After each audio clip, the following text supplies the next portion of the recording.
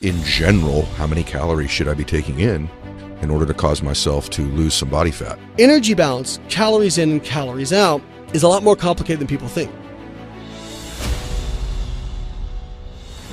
There's no accurate way to track your calories out other than tracking your calories in and monitoring what happens to your body weight. So they're like your treadmill, this watch, none of them are accurate. In fact, these watches overestimate exercise energy expenditure, depending on the brand, by 28 to 93%. So why? Purposely to make me feel better about what I'm doing? No, or they just don't know how to calculate it's just not, the technology just isn't there yet. Okay. You know, a lot of it's operating off of heart rate and those sorts of things. Yeah. And it's kind of a surrogate measure, right? I always wondered, is this stuff accurate? Okay, yeah, and what I will say is if for example, I have an Apple Watch, and during a 2-hour workout for resistance training, it'll tell me I burned around 1,000 to 1,200 calories. Now, if I do a resistance training session, for example, today, and it says I burned 1,500, I probably didn't burn 1,500, but I probably burned more than I usually do. Got it. Right? So the relative precision is probably there, but the accuracy is off. Okay.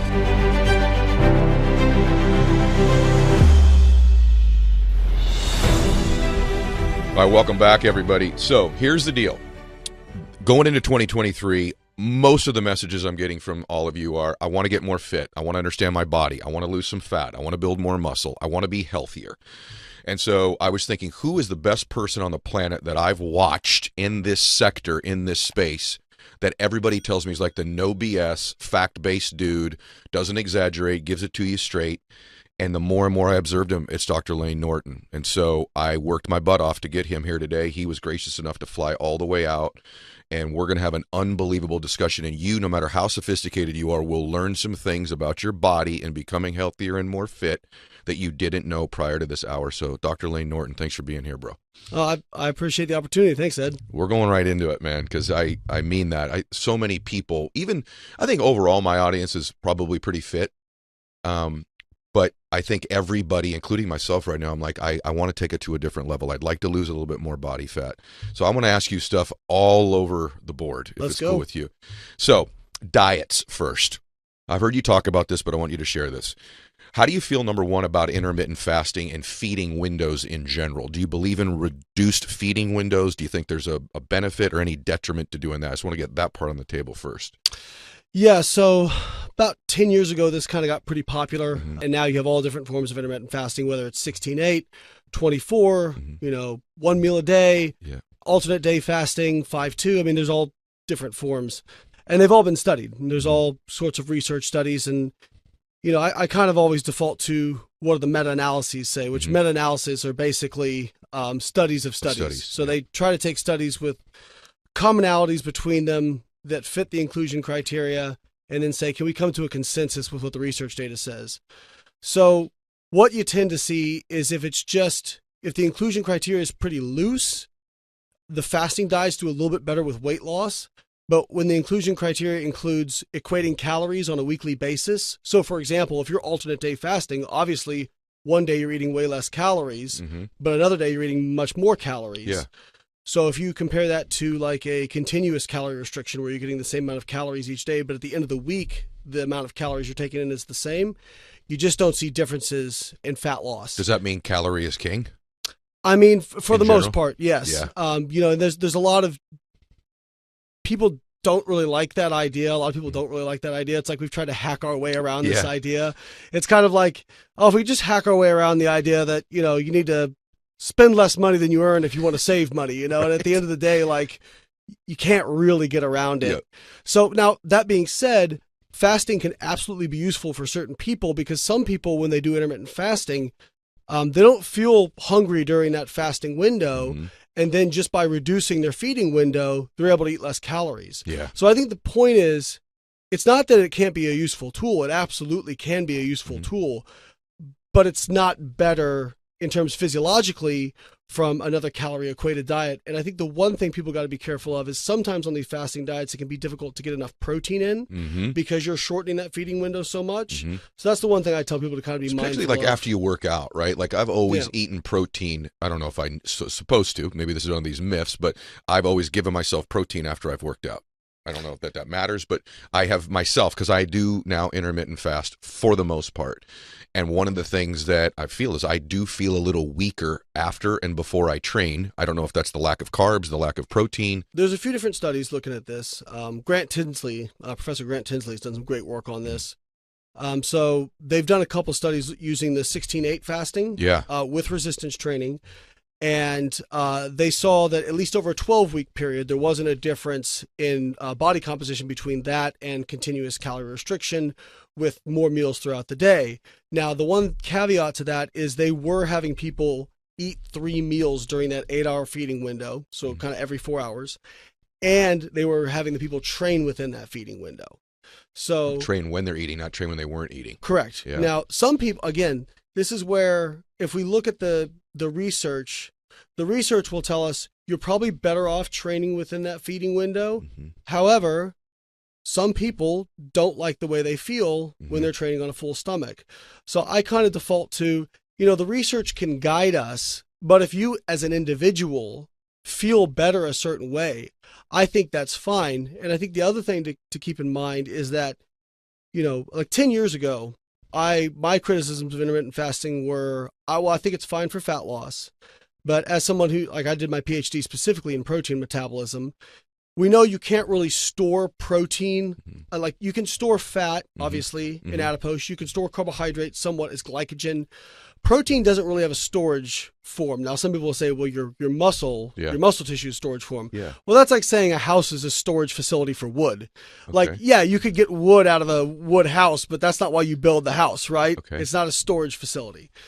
So that being said, there's also a cap to like how much protein synthesis or muscle building you can get out of a certain amount of protein. So like if you eat 50 grams of protein versus 100 grams of protein at a meal, 100 grams isn't going to give you more muscle building. Like there's a cap you hit somewhere around 25 to 50 grams, depending on your lean body mass and the source of protein. What happens? You just can't process that much at one time? It's not so much that. You just capped out kind of the synthetic capacity of like initiating that muscle protein synthesis response. Okay. So that being said, one of my things was like, okay, well, if we're fasting for, 16, 20 or whatever hours, my concern is, all right, you're not getting that protein synthetic response. Can you get it in the window? And now in the window, you're capped. So is that going to cause a problem? I've kind of walked that back a little bit, at least with the studies on the 16-8 fasting and, getting 3 meals. It appears that is sufficient to still get those benefits. Now, I will say it's important to have some caveats. And the first one is, these studies are only 12 weeks. And looking at differences in muscle mass, muscle doesn't build quickly and it doesn't tear down quickly, at least in people who are continuing to resistance train. And so is it possible there could be differences over like a 1-year period? It's possible, but we haven't seen them yet.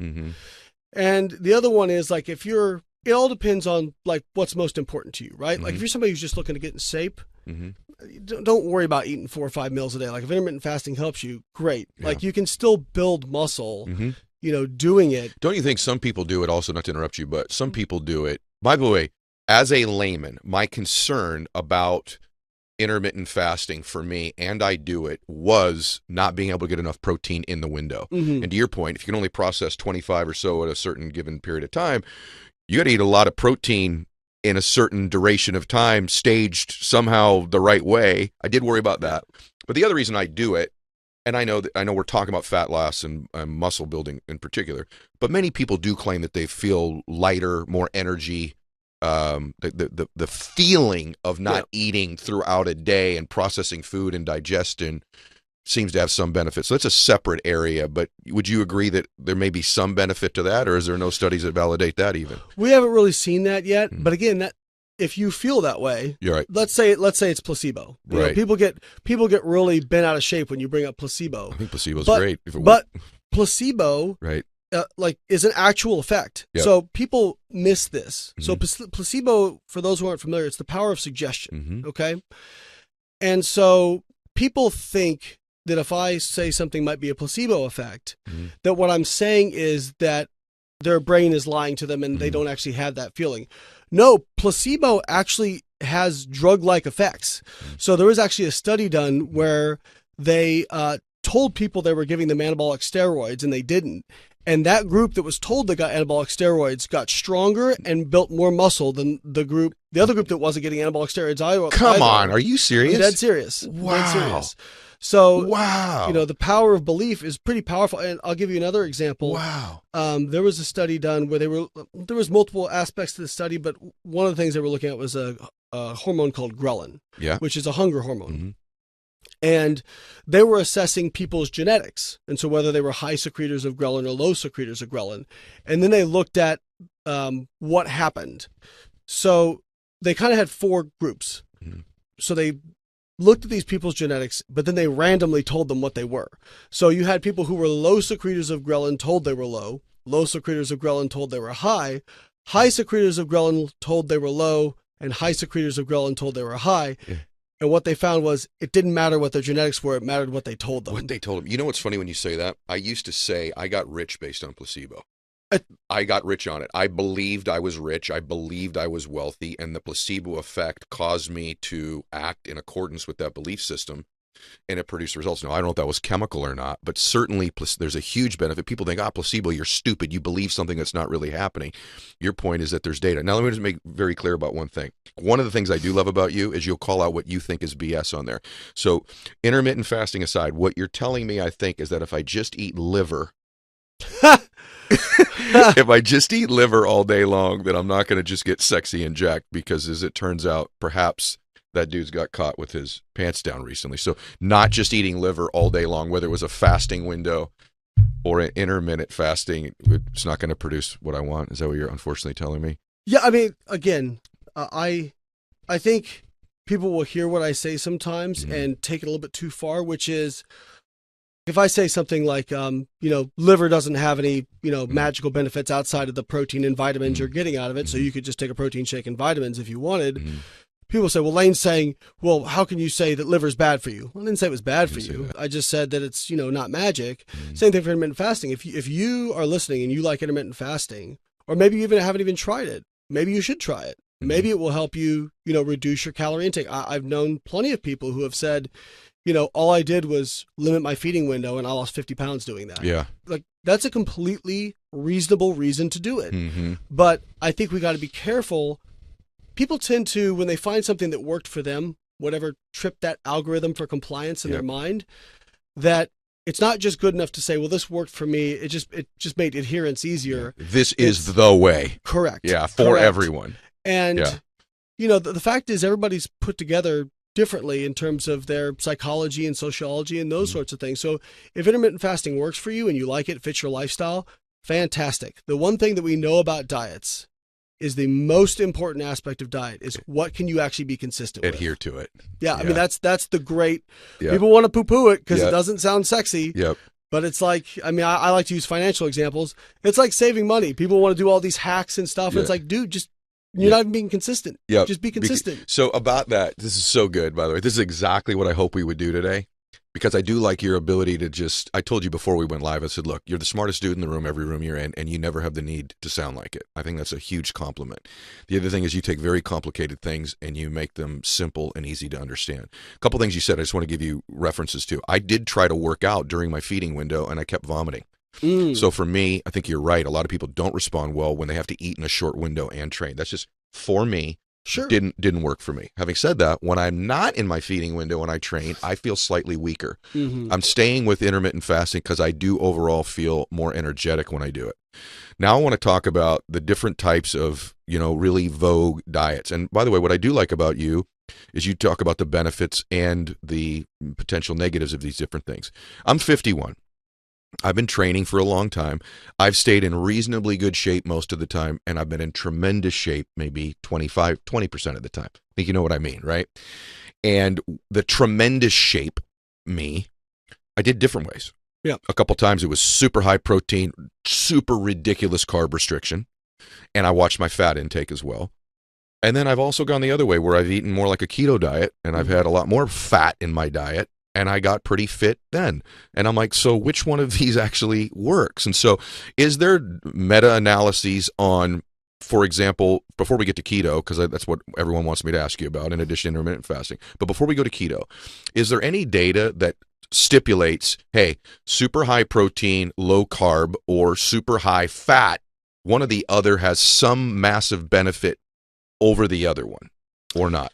So when it comes to body composition, protein is definitely important. There's a few different benefits to protein. First one is, of the macronutrients, it's the most satiating. So satiation tends to be kind of food dependent, like individual food dependent. Like you can't just say, well, carbs aren't satiating. Well, on a satiation scale, a plain baked white potato is actually one of the most satiating foods in the world. Is it? Right. But can I ask something about that? Yeah, Stay on that just for a second. Do some people have a proclivity where they don't get carb full? Meaning, maybe I'm nuts, but if you put a plate of pasta in front of me, I could eat 9 plates of it, and I don't feel full when I'm eating it. And I've heard this thing over there, well, some people process carbohydrates in their brain differently. So I don't want to take you off track, but for me, and I think there's some people out there that feel this way too, is there any data that supports that that's true, or are all human bodies sort of similar when they eat carbs? There's not really any data to support that, but what I will say is, when you're eating that much pasta, it's probably not just pasta. There's probably quite a bit of oil on it, right? Yeah. So typically, and I don't want to just generalize, but typically foods that are really hyper palatable aren't just carbohydrate and they aren't just fat. They tend to be both together. So if you take a plain white baked potato with no butter on it, and try to get through it, it's going to be, you're going to be pretty satiated after one. You're right. But if you put some butter and salt on it, much more palatable now. Okay. So, and then you add in ultra processed foods, which are made to be very palatable, great mouthfeel, texture. Yes. Now you just don't get that same satiety benefit. Got it. Okay. I took you off there, but I know that a lot of people feel that way, and I definitely wanted to know from me. Yeah. Okay. So it's more about like the overall milieu, the texture, the feel, like everything matters. Okay. I mean, satiety, even right down to like, not to go further off track, but even the color of the plate. Yeah. So depending, and I can't remember the exact study, but they just changed the color of the plate and they found it actually impacted how much food people ate. No way. So appetite is very complicated, and there's not just inputs from physiology. There's also the social aspect, because think about the last time you went to an event that didn't have food, right? And then think about the psychological aspect. So there's all that stuff that plays in.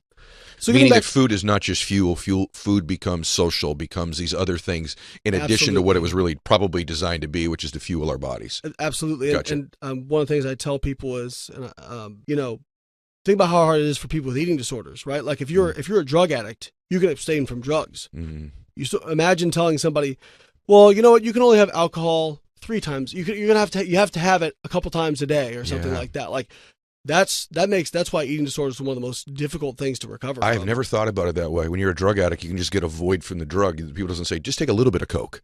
Right. Just have a little bit of meth. Yeah. But when food is your issue, you do have to have a little bit of it, which is very difficult to regulate the consumption amount. Wow. That's good. Okay. So getting back to protein's very satiating, so that's a benefit. It also tends to have a higher thermic effect of food. Now, thermic effect of food is basically, in order to get energy out of the food you eat, your body has to put energy in, right? So it's kind of like a car. Like your car just doesn't spontaneously start up because you've got gas in the tank, right? You have to use your battery and put energy into it to get energy out of it, right? Same thing for food. Now, fats are like a TEF of 0 to 3%, which means that if you eat fat, the net is going to be about 100 calories of fat. The net is about 97 to 100 calories. Carbohydrates about 5 to 10%. So if you eat 100 calories of carbohydrate, your net's about 90 to 95 calories. Protein is about 20 to 30% TEF. So if you eat 100 calories of protein, your net is about 70 to 80 calories. So again, that's another little benefit in the corner of protein. So when we look at studies that compare different diets higher in protein tend to have an advantage. And when I say high protein, typically the demarcation is around 1.6 grams per kilogram of lean body mass. Okay. Diets high in protein tend to improve fat loss and lean mass retention relative to diets lower in protein. Now, that's beneficial because if you can maintain more lean mass, you also maintain a better metabolic rate. And it's just, most people want to retain their lean mass. The other thing is when you look at like ketogenic diets, non-ketogenic diets, there was a great meta-analysis of this done by a researcher named Kevin Hall back in 2017, I want to say. And so the inclusion criteria was actually really great. So the inclusion criteria was they had to be equal in calories and protein, but vary the carbohydrate and fat amount. And either the subjects had to be housed in a metabolic ward, which is basically food jail, right? So they're measuring literally everything these people take in, or the food had to be provided for the subjects if they were free living. Okay. So this really makes sure that adherence is going to be pretty tight, because in free living studies where they just like give guidance to people to eat stuff, adherence is terrible. Okay. And so in this study, they found that basically there was virtually no difference in fat loss as the summation of these studies. Way. And actually the low fat diets tended to have just a really small advantage. It was like an advantage of like 16 grams more fat lost per day, which is to me not a discernible difference. Yeah, it's not a discernible difference, and certainly not like if somebody likes a low carb diet and it's easier for them to. It's not a reason not to do it. It's not a reason not to do it. Absolutely. Yeah. Okay. So again, people will hear that, and people who are low carb advocates will get really upset, and I'll say, well, listen, you have to think about it the other way.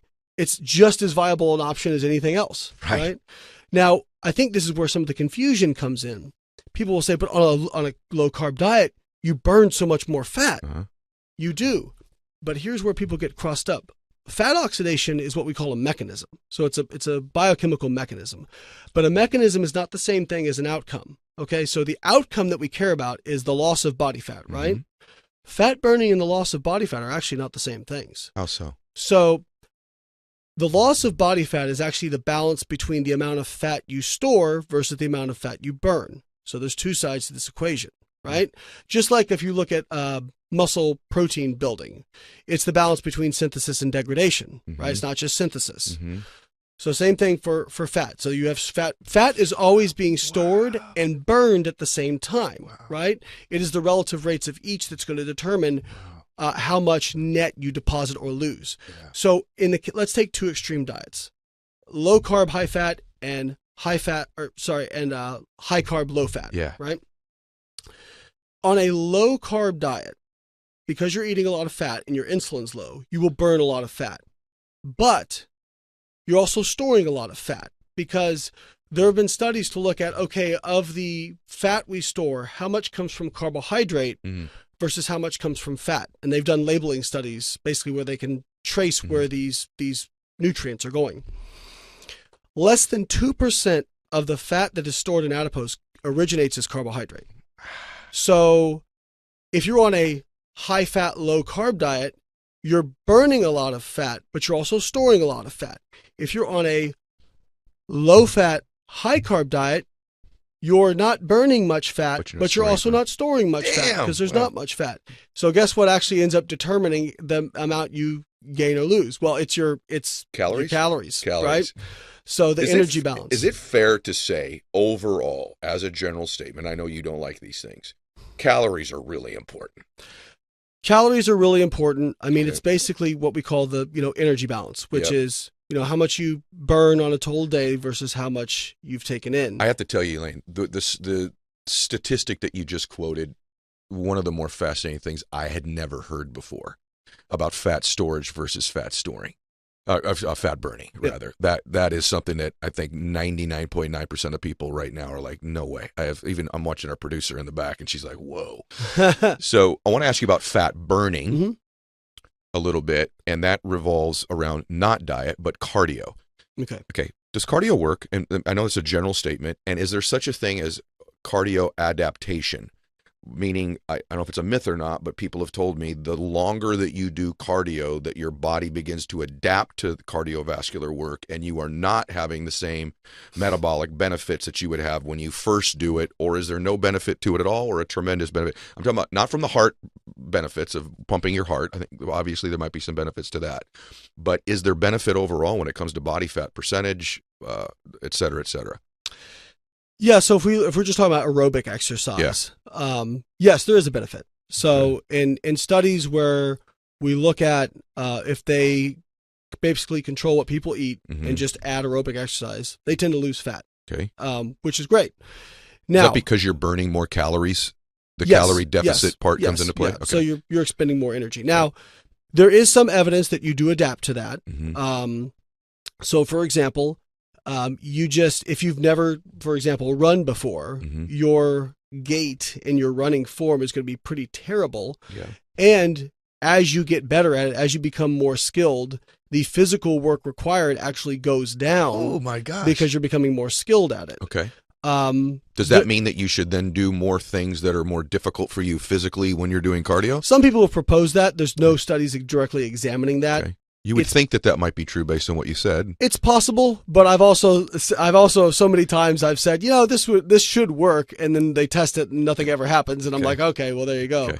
I think one thing to point out is there are some people who have said, well, because of this adaptation or whatever, cardio is a waste of time. It's certainly not a waste of time for the health benefits. Just, exercise is one of the only things you can do that without losing any weight, your metabolic profile will improve. And your mental profile will improve. It's one of the best things you can do for depression and those sort of things. Yeah. But there was a study done by a guy named Herman Poncer, who he's really well known for studying hunter-gatherer tribes. Yeah. There's a few tribes left that actually still kind of basically live like our ancestors. Mm-hmm. And what was interesting is some of the research he found, he expected when he went in to examine these tribes that their total daily energy expenditure would be much greater than us, people living now. And what they found was they weren't that much different than us. But the kind of explanation of this is what's called the model of energy balance, where you have what's called constrained energy expenditure. So the idea is if you increase your exercise, you actually become spontaneously less active the rest of the day in terms of what's called NEAT. Now, NEAT is really something really cool. It's called non-exercise activity thermogenesis. And basically, it's like small unintentional movements you do throughout the day. So like fidgeting, pacing, postural stuff, that sort of thing. It actually contributes a significant amount of calories to your daily energy expenditure. And so when we look at people who are like obese prone versus obese resistant, we don't really see differences in metabolic rate, but what they do tend to see is people who tend to be obese resistant, meaning if you overfeed them, they don't tend to gain as much body fat as you would expect. Yeah.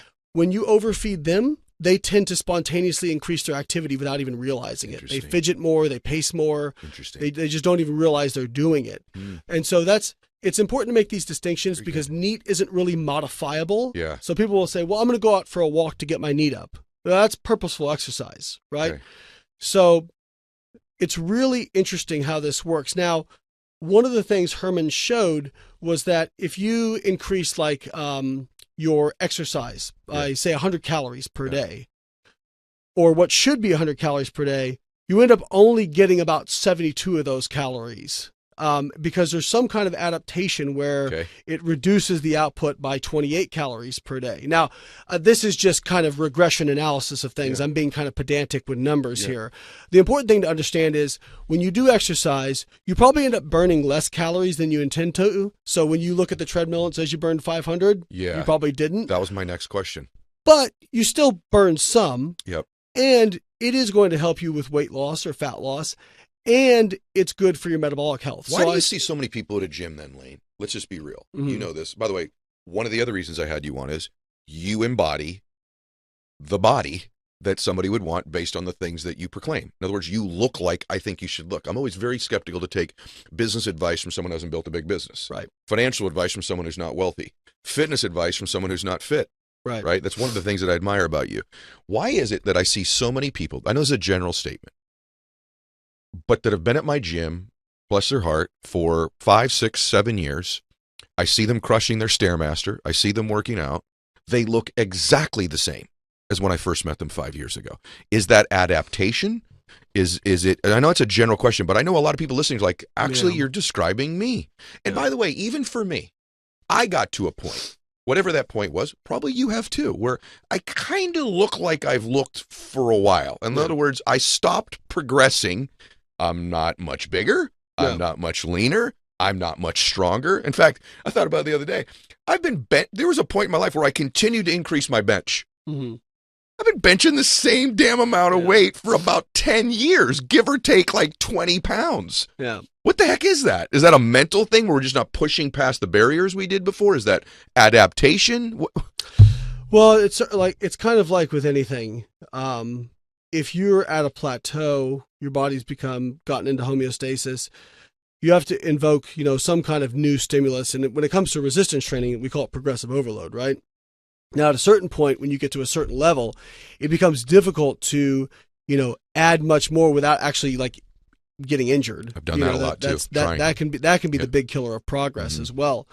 So like for me, I've always, competed drug free.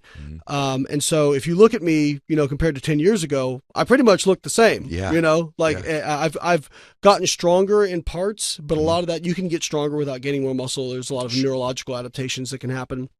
But when I was really pushing, and I set a drug-free IPF world squat record back in 2015, which was 668 pounds in the 205-pound class. Oh my God. And 3 times your body weight. Yeah, over. And to get to that level, I mean, before I started kind of pursuing that goal, I'd gotten up to like a 600-pound-ish squat, squatting a couple times a week, going really hard. So for me to get from there to the next level, by the time I hit that world record, I was squatting like 4 times a week. I was doing like over 20 to 25 really hard sets of squats per week. The lightest weight I was touching was like, my light weight was like over 500 pounds for, 7-8 reps, that sort of thing. Yep. And I was conservative, maxing my squat multiple times a week where I was hitting over 600 pounds. That's incredible. So that's incredible. Obviously like that's invoking like a huge stimulus compared to what I was doing before when I was doing it twice a week. Yeah. But it also got to the point where that now became the new baseline. Yep. And to push past that could be a back or a knee or right, something. And that's what happened is I injured my back, and then that kind of slowed down progress and whatnot. Okay, so you're telling me basically in my own case, it's because I'm pretty much doing what I've always done, that my body is pretty much going to give me what it's always given me in order to take it. It's funny, this morning I woke up, my left shoulder popped out of the socket. You know what I mean? I did shoulders pretty heavy on Tuesday. And it just popped out, which it pops out now. And I'm like, yeah, the idea that I'm going to go just destroy and crush my shoulders again is probably not realistic injury-wise at this point as well. You mentioned drugs. Yeah. So let's do that for a minute. I was joking about the Liver King guy the other day, but it came out that he's on testosterone, or I shouldn't say in the least shocking news of 2022. Right. I mean, the first time I looked at him, I'm like, great. And by the way, you still got to train your ass off, and you still look great, and maybe just say it. Like I've said on the show, I take testosterone. I've been taking testosterone. I don't recommend it. I don't know what I'm talking about. But I've been taking testosterone for a decade. And, for me to stop right now might be pretty dangerous because I don't make any anymore, I don't think. Right. But I'm curious as to your overall advice, and I know this isn't your main domain, but to someone who's at a certain point, maybe it's a woman hitting menopause, maybe it's a dude who's like, I got my lab studied and my testosterone's 300 and I'd like it to be around 700. Do you think that there are more benefits potentially to doing it than, and by the way, are you telling me sitting looking at you right now, if you don't mind me asking, you're not on any exogenous stuff right now? Nope. In fact, my testosterone's actually always been pretty high. So you look incredible. Thank you. Yeah. I mean, and obviously like genetics comes into play with that, but also I tell people, I was very lucky that I've been consistent with training since I was 17 years old. Like the longest I've ever taken off was right after I did IPF World Championships a month ago, and I took 8 days off afterwards, and that's the longest I've taken off in 23 years. And that's impressive, bro. And I also didn't beat myself up with drugs and alcohol when I was younger. Like as a college student, I didn't really drink that much. I was very focused on my studies, so I think all that plays into it. And obviously having a little bit of genetics probably to my advantage as well. So whenever I've had my testosterone checked, I've always been between 800 to 1100. What if you get tested 7 years from now and it's 240? I mean, then it would be something I might consider. And so to your point, I think the first question is, if your testosterone is low, are you feeling effects from that? Like, do you have low libido? Are you low energy? Those sorts of things. And is it because it's just age, or are you living a lifestyle that's causing your testosterone to be low, where you're sleeping 4 or 5 hours a night and you have high stress and you have, you don't eat, well consistently? Because we know if you have too high body fat, that will drop testosterone. Ironically, if you have too low body fat, it will also drop testosterone. So like, for example, like with natural bodybuilders, so there's been some case studies on natural bodybuilders like myself. And so even with my testosterone being that high, I was talking about this with a friend last night. When I got to stage lean, my testosterone was hypogonadal. Because just to get that lean as a drug-free athlete, it just tanks your testosterone. But normally you're running around at 1,000 naturally? 800 to there, Jeez, Louise. So what I always tell people, because now that I'm 40, they'll say, well, are you going to get on TRT? I'm like, well, why would I? I don't need to. You don't have to. Like, right. I feel good. And I waited too. I was down around 350 or 400. Yeah. And by the way, you're making me wonder, was there other things I was doing that somehow dropped it, but I did notice belly fat accumulation, a little bit lack of libido, more fatigue. Yeah. I did notice those things. So in general, as a piece of advice, you would say don't do it if you don't need it. Yeah, I would say look at lifestyle interventions first, right? Okay. But if you're doing those things and you're still low, certainly getting yourself back in the normal range can help you feel better. Now, I would say absolutely do it. And I am not an expert on this, but I would say, the right way to do it is doing it under a doctor's supervision, making sure you're being monitored, and make sure you are monitoring your LDL cholesterol and your insulin sensitivity. And your HDL, right? Because testosterone in men, I believe, can suppress, I shouldn't say in men. I know I'm a man and I know what it did to me, but your good cholesterol, or what they say is your good cholesterol, there's big particle, little particle stuff they do now. But in general, exogenous testosterone can actually negatively impact HDL. Yes, that's correct. Yeah. And can raise LDL as well, I believe. So just make sure you're having your blood work monitored and you're keeping those things in control.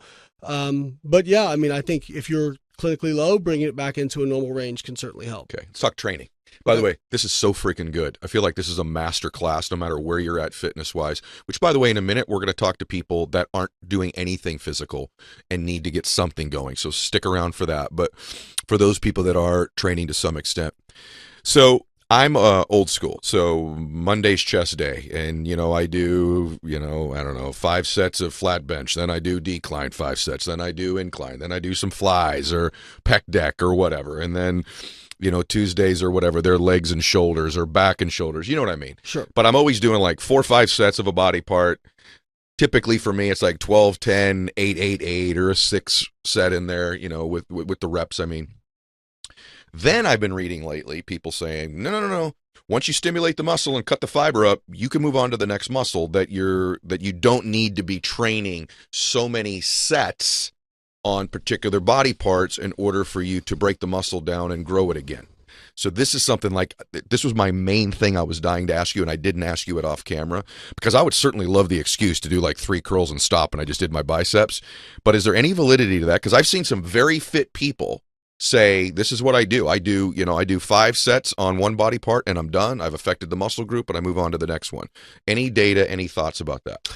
Yeah, so actually in the last 10 years, we've really had some good data come out in resistance training. I'm going to give a shout out to a guy who's done some really good work on this named James Krieger. I'm going to reference a lot of his work here because he's kind of put together a lot of meta-regressions and meta-analyses on these data. So there does seem to be a per session cap for anabolism per muscle group, and there's 2 ways to look at it. If you're resting more than 3 minutes per set, that cap seems to be around 6 to 10 sets. If you're resting less than 90 seconds between sets, the cap is more like 10 to 15 sets. So that's weird. So the less rest, the more you can do to get a benefit? Or the way to look at it is the less rest, the more you need to do to maximize. Okay. So good. What it seems to suggest is by resting a little bit more between sets, you can put more into the set, maybe use more weight, you stimulate more. So I think most people fall in that bucket, unless you're somebody who just loves to have a crazy pump. But keep in mind, by doing so many sets so close together, you're kind of negatively impacting your performance on subsequent sets, which is probably why you need more. Because you're weaker? Yeah, something like that. Yeah, recovery or whatever. Yeah. So let's just stick with people who are doing kind of resting more than 2 or 3 minutes between sets. Yeah. So about 6 to 10 sets seems to cap out muscle protein synthesis and muscle building. Yeah. So in that case, it doesn't really make sense to keep going beyond that. Mm-hmm. And there's frequency studies as well. They're kind of messy, but it does seem to suggest that hitting a body part multiple times a week is probably better than a single time. You're kidding me. And probably because of that cap, right? And we do know that the protein synthetic response to exercise is about 24 to 72 hours. So after you've gone through that, increase in, synthesis of new tissue and it's come back down to baseline, there's probably no reason you shouldn't stimulate it again. No kidding. So that's totally news to me. Yeah. So never done it in my life. Yeah. Once a week. And certainly people will, you hear people say, well, look, this guy built a bunch of muscle, only training once per week. And obviously you have. Mm-hmm. And what I'll tell people is well, we have to understand the difference between something that works versus something that's optimal. Right. It could have been better. So, and if somebody says, hey, all I have time for, and I like Sure. training this way, it's how I'm consistent, then great, do that. Yeah, But yeah. just understand that maybe you're not building quite as much muscle as you could if you were doing multiple times. So overall advice is but the data suggests a little bit longer break, up to 3 minutes in between sets, that you've maxed out, so to speak, the benefits after how many? 6 sets? 6 to 10? 6 to 10, somewhere around that. And Okay. now this... And go this hit them is- again in 72 hours, it sounds like. Yeah, and this is what now some people will say, well, if I hit legs, I'm so sore, you know, Yeah. for the next however many days. You're sore because you're only training them once a week. Yeah. If you start training them multiple times a week, what will happen is you'll find that you don't get sore as much. And that's called it's a protective effect in the muscle called the repeated bout effect. And the other caveat is you have to train with sufficient intensity. And that's, when I say intensity, I mean proximity to failure, right? You don't have to train right to failure. So there's studies now showing that if you stop like a few reps shy of failure, you get about the same muscle growth as if you go to failure. Yeah. So now most people have never trained to failure You're and don't know what exactly right. don't know what it feels like. Yes. So it's funny, I'll get people saying, like, I'll say, well, you know, I did a set of squats and it was an 8 RPE, which means I had 2 reps left in the tank. They'll say, well, you're training like a wuss. And I'm like, you've never taken a set of squats to failure then, because I know what it feels like. Like I've done, I think my best set for close to 10 reps, for example, I did 530 for a set of 9 once. And Oh my gosh. so Stop. I know what it felt like to hit that for 9 reps. Oh my gosh. So you're telling me if I stopped, like I couldn't move, Right. I literally could not move for 15 minutes after that. I believe And it. you're telling me if I stopped 2 reps shy of that, Yeah. that was just easy. Come on. No, man. it's still hard. It's so funny you say that. So about 6 years ago, everyone, if you've been in a gym long enough, you have 3 or 4 super awkward moments where you don't forget them, whatever they are. Like you fall over or you collapse doing a squat or whatever. But I'm training. I was my biggest. I don't know. I'm not that tall. So I was, like 220 at the time, really great body fat. And for my age, I was, not, I'm not going to compete, but I looked, I had my stuff together.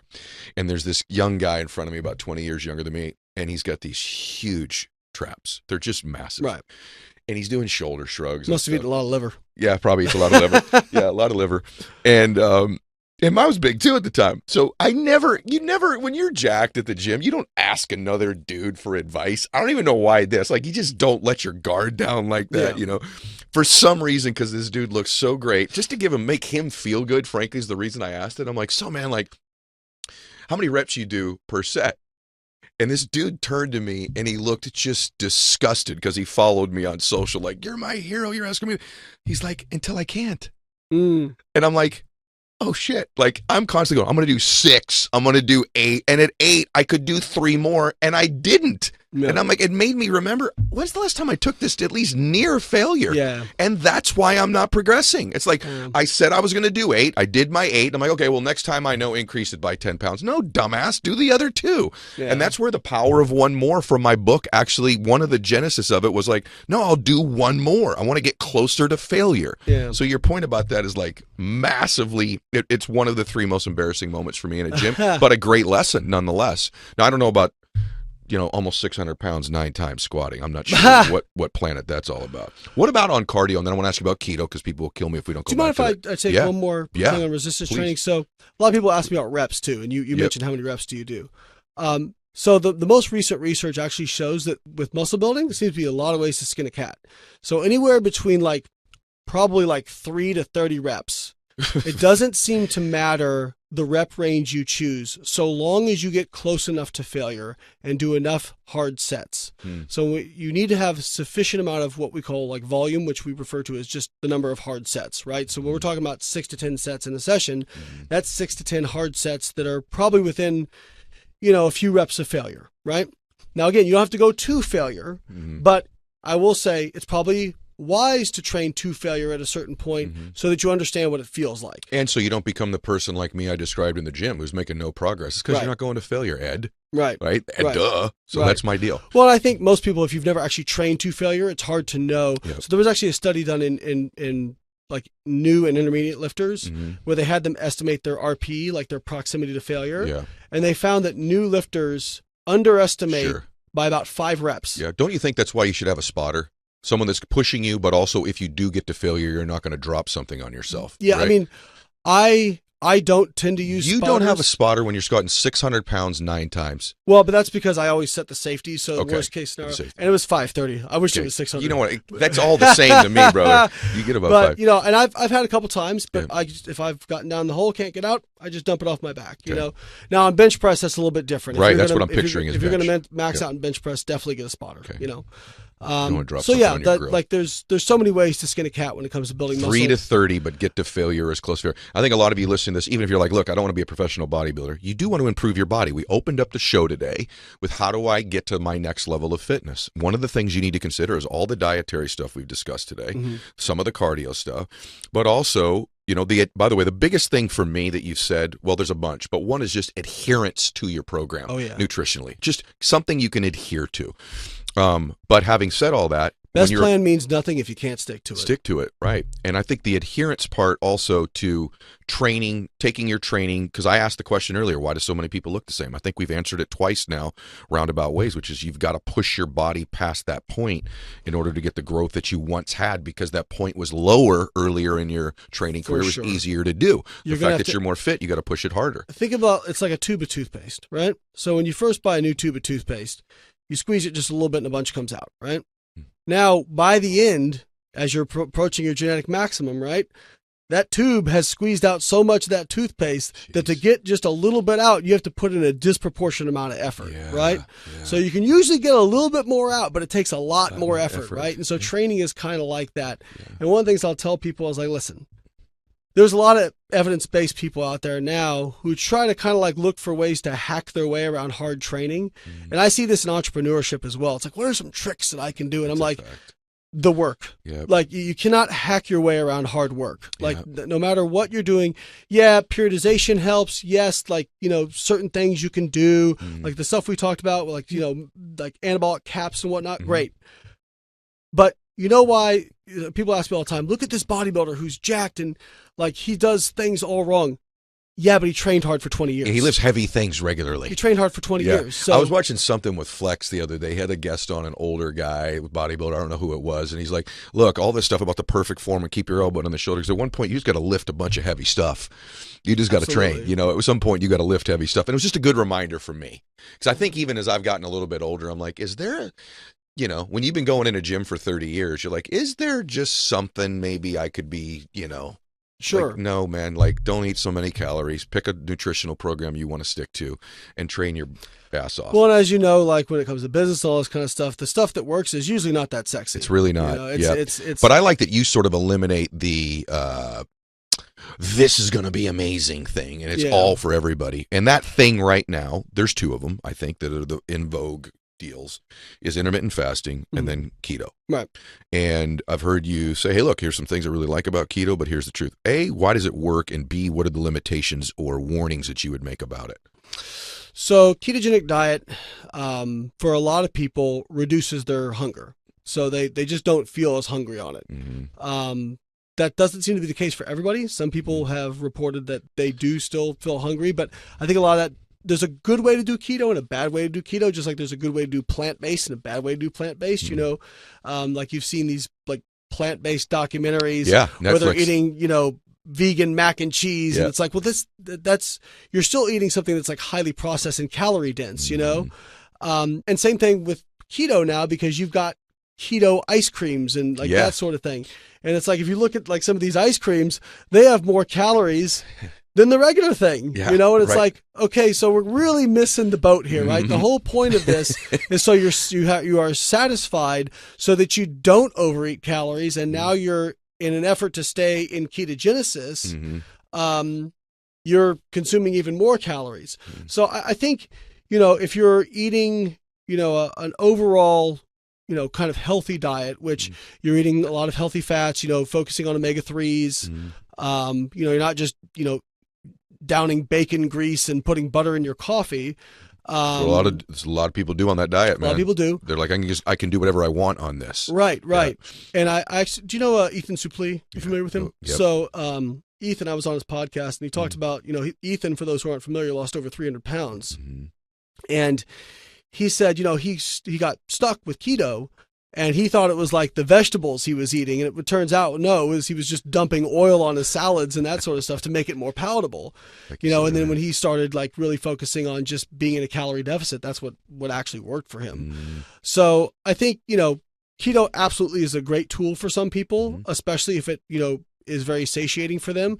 But what I'll always tell people is when you're on a diet, the way you're eating, the style you're eating, whatever it is, whether it's balanced, keto, low fat, plant-based, whatever it is, intermittent fasting, ask yourself, is this something that's sustainable for my lifestyle? Can I continue to do this? And for some people, that answer is yes.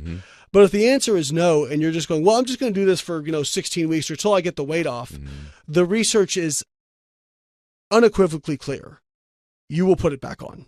If you don't have a game plan for afterwards, you will put it back on, because 6 out of every 7 obese people will lose a significant amount of body weight in their life. The problem is almost every single one of them will put it back on, if not more. And so when we look at people who lose weight and keep it off, there was a really good systematic review by a researcher named Marie Spreckley. And she actually interviewed people who lost significant amounts of weight and kept it off for years. And one of the things that kept coming back that I actually found was very, very useful was they said they had to develop a new identity. So like lifestyle, right? Like they made it a lifestyle. People always say make it a lifestyle. Think about like an alcoholic, right? If an alcoholic gets clean, they have to change their lifestyle. Like they have to become a new person, because their old identity was wrapped up in the friends they had that were probably also drinkers, the places they went, and everything revolved around alcohol in their life, or drugs, or whatever. Well, it's the same thing for people who are dealing with these issues with food, right? You have to develop a new identity of who you are. And they even, like a lot of these people said, yeah, I lost several friends throughout this process, right?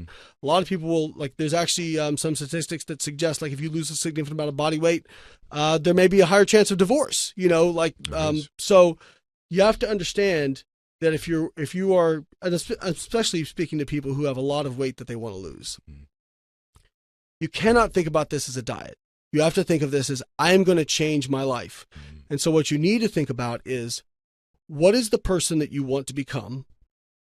What do you think that person who you want to become, what do their daily habits look like? And then start executing on that. That's outstanding, bro. Okay, 2 more questions. Yeah. I'm going to work you all the way to the end. Let's do it. This has been so freaking good. We've talked a lot about calories and calorie deficit. In general, what does that mean? Meaning, if I weigh 200 pounds right now and I want to lose weight, in general, and if this is too broad of a question, you answer it however you need to. But in general, how many calories should I be taking in order to cause myself to lose some body fat? So this is where it gets complicated. And I hear people say, well, calories in, calories out, it doesn't account for hormones, and, it's way too simplistic. They're thinking of, I'm tracking my calories in and I'm tracking my calories out, be it some metric. There's no accurate way to track your calories out other than tracking your calories in and monitoring what happens to your body weight. Okay. So they're like your treadmill, this watch, none of them are accurate. In fact, these watches overestimate exercise energy expenditure, depending on the brand, by 28 to 93%. Okay. Say that again. So you're telling me my Aura or my watch or whatever it is overestimating my caloric burning by 28 to 30%. To 90%. To 90%. Yep. So why? Purposely to make me feel better about what I'm doing? No, or they just don't know how to calculate it's just not. The technology just isn't there yet. Okay. A lot of it's operating off of heart rate and those sorts of things. Yeah. And it's kind of a surrogate measure, right? I always wondered, is this stuff accurate? Okay. Yeah. What I will say is, if for example, I have an Apple Watch, and during a 2-hour workout for resistance training, it'll tell me I burned around 1,000 to 1,200 calories. Now, if I do a resistance training session, for example, today, and it says I burned 1,500. I probably didn't burn 1,500, but I probably burned more than I usually do. Got it. Right? Okay. The relative precision is probably there, but the accuracy is off. Okay. So energy balance, calories in and calories out, is a lot more complicated than people think. So calories outside of things, people just hear that and they think exercise. No, you've got your basal metabolic rate, which is basically how much energy it takes for you to just keep the lights on, like just to run your organs and whatnot. And that's like 50 to 60% of your daily energy expenditure. Then you've got your thermic effective food that we talked about. Then you've got your non-exercise activity for thermogenesis that we talked about. And then you've got whatever exercise you do. And all those things add up to your total daily energy expenditure, right? So here's the rub. People will go online and they'll do a calculator for how many calories should I eat? And they'll eat those calories and they'll say, well, I didn't lose weight. Well, what do you think is more likely, that you're defying the laws of thermodynamics, or that maybe that calculator wasn't accurate, right? Or, the other thing to keep in mind too is, people think about this as a static model. It's not a static model. Kevin Hall has showed this. As you lose weight, your body adjusts to that by decreasing your NEAT, decreasing your BMR. And so what was a 500 calorie deficit when you start slowly becomes less and less, because if it didn't, and think about this is to protect us from starvation, if you went on a 500 calorie deficit, eventually you just starve to death, right? If you kept going. So it makes sense that there would be, some adjustment over time.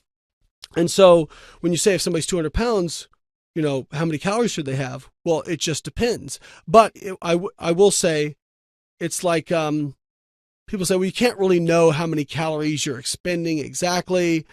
That's true. Just like if you're in investments, you don't exactly know how much interest you're going to get, but you can still budget. You know what I mean? You can still come up with a budget. And so that's tracking your calories, right? Okay. And so if you're monitoring your body weight and you're monitoring what you're taking in, if you're not losing weight, then, regardless of whatever you think it is, you're going to have to lower your calorie intake. What's a fair window of that measurement where before you go, I'm going to have to take in less? Is it 30 days? Great question. Yeah.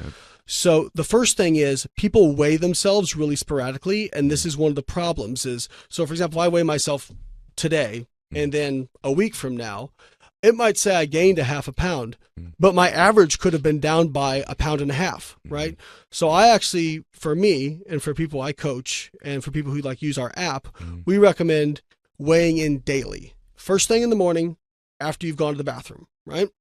And then taking the average of those weights and then comparing week to week averages. So I would say if you're just starting, have 2 weeks, right? Get an average from the first week, average from the second week, and then look at those. Because your average, this, if you weigh yourself every day, you'll be up or down 5, 6, 7 pounds, right? A lot of it's water retention too. Sure, right? sure. Like short-term changes in body weight are much more dictated by fluid dynamics, but long-term changes in mass are much more dictated by losses of body fat. So again, I recommend, kind of daily weighing. And then if after 2 weeks, your average really hasn't changed, then I would say, okay, well, now it's probably time to adjust down. Okay. This has been brilliant, bro. First off, thank you. I'm going to have another question after I ask you this. But, thank you. Thank you. This is outstanding. I just like helping people, so I appreciate the platform. You are several million right now. First off, before I ask you the last question, where should they go? You've got an unbelievable app. You do some coaching on this stuff as well. Just best place to send them to see you. So my website, biolayne.com, that has all the stuff we have. And like you mentioned, we have an app. So I helped design an algorithm-based nutrition coaching app called Carbon Diet Coach, which basically... we offer through BioLayne one-on-one nutrition coaching, which is fantastic, but that's usually for a good person, several $100s a month. So we designed an app that will basically do just that, where you're, it looks like kind of like a MyFitnessPal on the surface, where you can track your calories, but it's also, you log your body weight and it asks you what your goals are, how fast you'd like to lose weight or gain mass. We can do both. And then it will adjust them week to week as you check in to optimize how you're going. And it's all algorithm based, and it's only $10 a month. Very good. So, for people who can't afford that one-on-one nutrition coaching, at least they can afford this. And we've got, over 50,000 users, and that's with no paid advertising, right? So we've done very well, 4.8 stars in the App Store, and we polled our users. I think polled 2,500 users, and 91% of them said they'd recommend it to a friend. That's so good, brother. It's fantastic. So very proud to be associated with unpaid advertising here. Go to biolayne.com to get all of this stuff from you. You can find all that stuff in our supplement line and all that jazz. You're elite. You're outstanding. You're excellent. I want to have you I'm back gonna on. walk myself out the door with this big head. Well, I'm going to tell you, brother. Well, I can tell you that the audience would probably prefer you come back on once a year and update us on all this great info. So I'd be happy to do it. Yeah, I would love to do that. Last question. I am not fit. I am really never trained very much. I'm heading into 2023, or it is 2023 earlier in the year. And you know what, man? I got a lot out of today's show. Could you give me some initial steps that I should be taking to begin my fitness journey forward? Maybe it's go to get coached by you, maybe it's the app, but is there some physical thing in my diet or my workout or just beginning to take a walk, or what would you suggest I do if I'm one of those people listening or watching? So I'm not going to say anything that has to do with giving me any kind of money. Okay. What I'm going to say is start where you are with what you've got right now. Stop overanalyzing, stop overthinking, start doing what you can. Just doing something, even if it's not the perfect thing, is going to be way better than doing nothing and staying still. So if that's going for a walk 30 minutes a day, fantastic. There's a lot of health benefits from just walking. If that's going to the gym, hiring a personal trainer, whatever it is, you can find plenty of training routines online. And we talked about like the nuances of training and whatnot. But hey, if you go in and do resistance training badly for 3 days a week, it is still unequivocally better than staying home and doing nothing. Right? So, or whether it's just being in your house and doing air squats or anything, start where you are with what you've got right now. And, you know, I'm going to quote Ethan Suplee. You know, I'm going to speak to the people again who have a lot of weight to lose. I love this quote by him. He said, if you're in a house and the house is on fire, just get out of the house. You can figure out how the fire started later. Like we can assess blame later, like what caused it, but get out of the house. What you're doing isn't working. Right? So, yeah, maybe I don't know if I should do plant-based or keto or whatever. At the end of the day, most of you have tried all different kinds of diets, and they all can work. The reason they didn't work for you was because at a certain point you stopped being consistent. So focus. Start out thinking, even if it's just slowly. You know, if you can't sprint, jog. If you can't jog, walk. If you can't walk, crawl. Do something, right? So start out with, what do I think I can be consistent with right now? And a lot of people like really struggle with confidence. You know, I have people all the time ask me, how can I get more confidence? And I always tell people, you got to do hard stuff. You got to just go do. I see so many people paralyzed with overanalysis because we have so much access to so much information, right? And so to those people who are really in that bad place where they feel like that you are not broken, you can improve, but you have to start. And you have to focus on consistency. And you're going to stumble and you're going to fall down. You're going to have all that stuff, but it's okay. Pick yourself back up and keep going. If you're consistent and you keep working hard, you will get to where you want to go. And just remember that resilience is a superpower. Gosh, dude. I love when I make a promise in the beginning of the show that we're going to do something, and then the hour goes by and we exceeded it. And we did that today. You know, the other thing I noticed just watching you today, like you really have a heart to care and to serve people. I love helping people. I tell people, you know, somebody was talking about the whole thing with Liver King today, and they're like, well, you know, he's made a lot more money than you ever will. I said, you know what? I consider myself a much richer man because I get to come on things like this and, you know, like just the opportunity to help a lot of people. And I truly believe that, like, when it comes to being an entrepreneur, I'll make enough money. You know what I mean? Like, if you solve people's problems and you help them, I think that stuff takes care of itself. I'm just grateful for the opportunity to help people. Yeah, you are. And by the way, when you're great at something, greatness eventually rises to the top, and you're great at this. And so there's no doubt in my mind that that's going to happen and is happening for you. So thank you, bro, for today very much. Thank you. In terms of all you guys, if this is the beginning of 2023 or you're leading into it, I hope that you got a ton of information from this. If you know anybody who wants to get more fit, feel more healthy, lose some fat, share this show with them. Any nutritional advice, workout advice. This was a master class for an hour with a master. So thank you, everybody, for listening today and watching. Remind you, God bless you. Max out your life. Share the show. Go get The Power of One More. #1 book in the world, my book right now. God bless you, everybody.